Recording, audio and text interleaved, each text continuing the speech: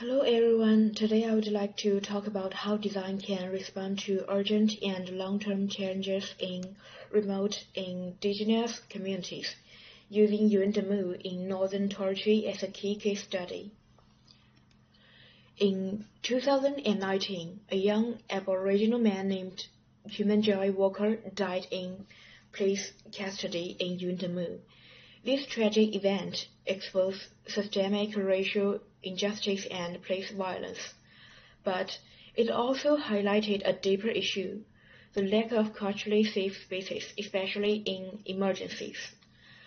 Design is not just about building or product, it's about shaping environments that support healing, resilience, and identity.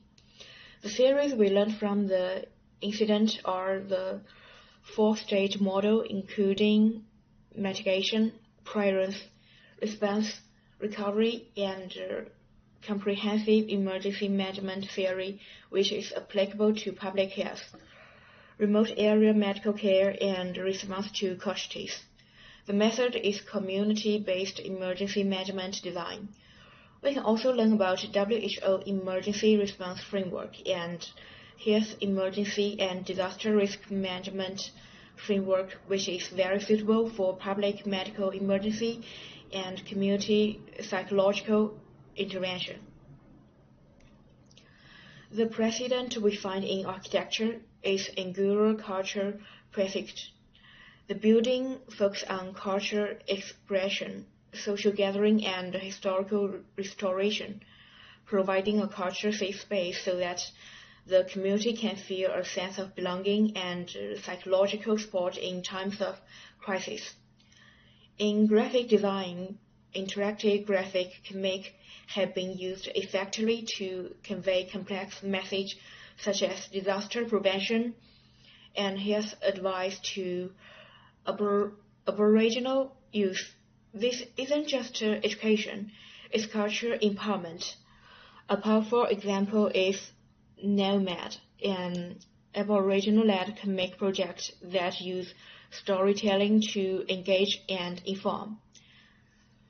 This tool can be integrated into emergency poster and community workshops, all designed with local symbolism, language, and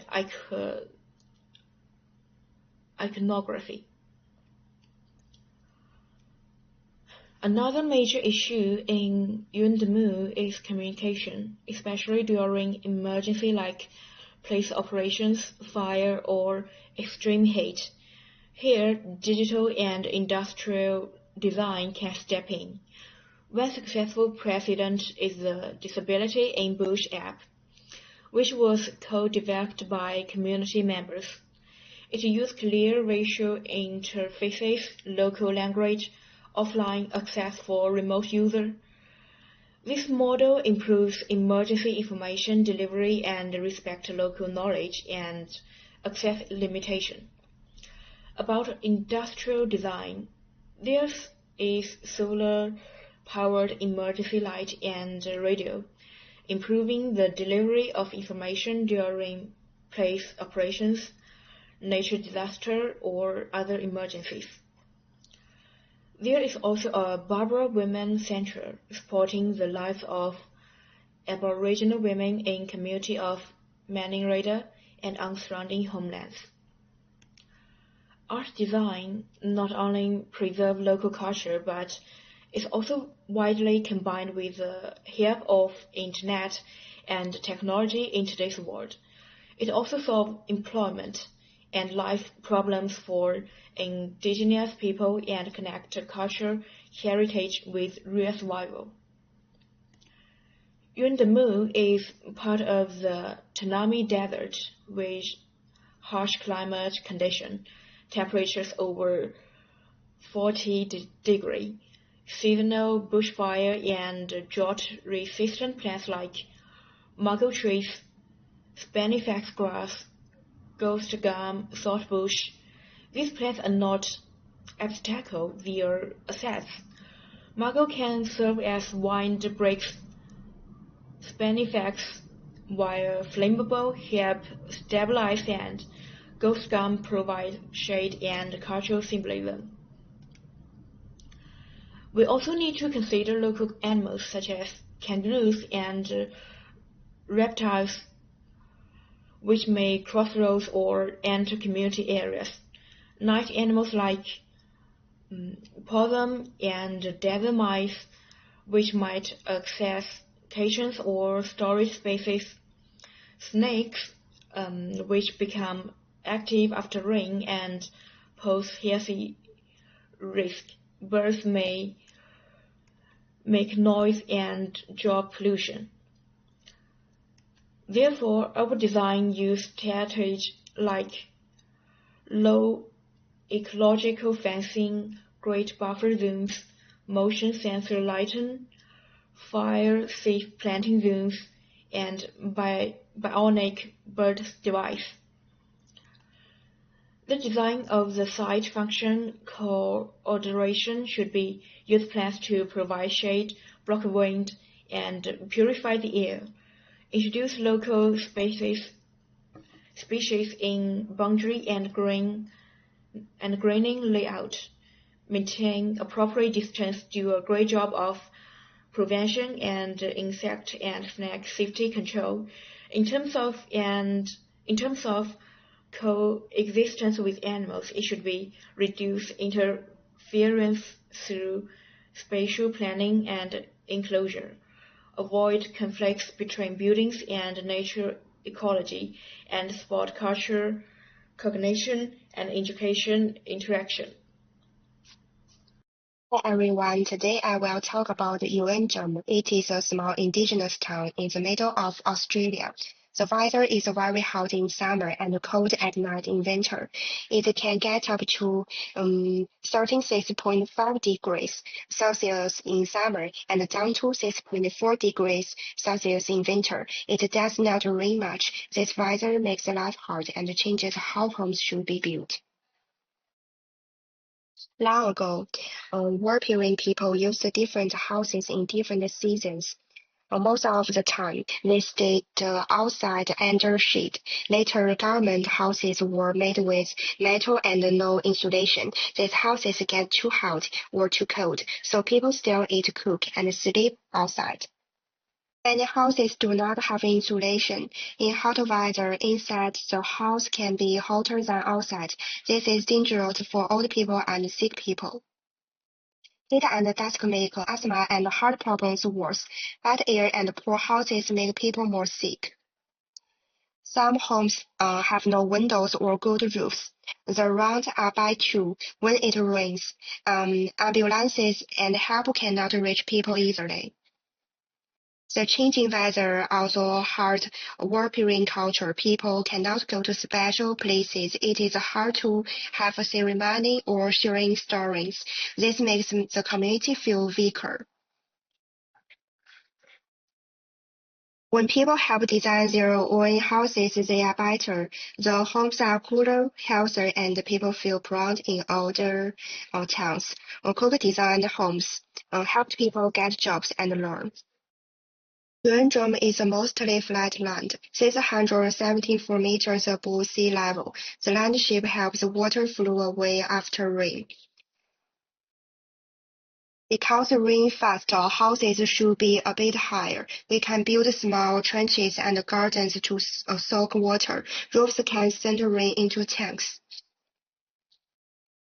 Narrow road connects Yuanzhong to other places. Inside town, most roads dirty. They go on higher land to avoid floods. People and cars use the same paths. There are only a few basic shops and services buildings in Yuanzhong. Most buildings look simple and old, and the community lacks public spaces for education or mental support. People may find it hard to get daily services or emotional help. The map shows very few community facilities, like only one big shop, one school and one post office. There is no library, no professional hospital, and no higher education. Services are not enough for young people's learning or for daily needs. This area includes a justice center, a health clinic, and a local land council office. But all buildings are simple and small, with limited space and functions. There are no mental health or emergency support centers, which may lead to delays during crisis or emotion problems in the community. The police station is far away from the housing areas, which may slow down response during emergencies. There is only one youth center, and it is not in a central place. Community services focus more on money help, but not on mental care or crime prevention. Public service buildings are spread out and far from each other. The houses are low density and far apart, making it hard to watch the streets or help each other. At night, it may be hard to feel safe, and there are not enough places for people to ask for help. The roads are clear, but many areas like the cemetery and airstrip have fewer people and lights. There are not enough safe places open at night, like a 24-hour shop or help center. Young people may not have support, and this can increase safety problem or crime. After sun from the west is too strong, houses should not face west. Lower areas are cooler at night. Trees and roofs help block sun. Wind comes from the southeast and can be strong. We can use trees and fences to block wind. Homes can protect outdoor areas. Gravel paths and green areas help stop dust. At the same time, there are some potential hazards that may affect the site, like bushfire, wildlife disturbance, extreme heat, heavy rain, and flooding. In addition to ecological threats, Yuandamu faces human-created emergencies too. For example, arson attacks that damage infrastructure, social unrest triggered by police presence. This means design must prepare for multi-layered emergency, not just natural disaster, but also in institutional failure and violence. For the high summer temperatures, we suggest use fire-safe plants, metal roofs, and raised homes. About intense short rainfall, we suggest use water tanks and shade areas. About wind dominate, we suggest add windbreaks and shade-safe rooms. Can also be used in emergencies. We also suggest a natural howling space. It has gardens, art, and open air areas. It is for restless peace and connection grids for young and those under stress. Spending time in nature can help people feel calm and safe. This space can reduce stress, support mental health, and bring people together. When people feel better, they are less likely to act out or feel angry. This helps reduce problems in the community, like violence or crime. The garden can introduce native plants, create walking paths, and places to sit and talk. It is a peaceful space where people feel close to nature and each other. They can also add areas for music and traditional art activities. Painting, storytelling, and making music can help people express emotions in the healthy ways. A small space for meditation or quiet prayer can also help individuals slow down and feel grounded. These activities connect people to their culture, land, and to each other. So, next I'll report for the part 3, in habitat analysis and the design project. The aboriginal of emergency issue our group chose is a nation called Weiqi, and the emergency situation is happened in Yundum community, where it's in the Northern Territory of Australia. We can see the location in the pictures. It's nearly the middle of Australia. Weiqi people are known for their self-reliance and their close connected society. These are also the value in their culture and faith. This photo is the elder for Weiqi. He looks sad because the picture was taken in the time that the emergency situation happened. After the young Weiqi man died in police custody, Weiqi people organized many activities to achieve justice and seek legitimate rights. They have consistently spoken out, demanding to be heard. They mourn for the young boy of Weiqi dead in the emergency situation. It is not the simple situation in Australia that Aboriginal people and immigrants live together. What we need to do is to find a way to understand each other and decrease misunderstand and discriminate. Aboriginal culture must be respected. They are the first people of the land. Weiqi people said that the biggest problem we have in our community is racism in the police. Racism kills. So, did government have some intervention to solve the emergency situation? Yes, they did, but their activities were wrong and had bad influence for Weiqi people. The state acted in ways that increased the acute trauma of Weiqi people in the wake of the shooting and the settler colonialism as an ongoing trauma. Of course, did not cease. So, what about our solution? Our design ideas of project is to make a mental healing house in the community. The key words of the idea points is that this healing house is nearby the nature, use organic materials and make warm style and phenomenon. It is better that the staffs in this healing house have different culture or nation background.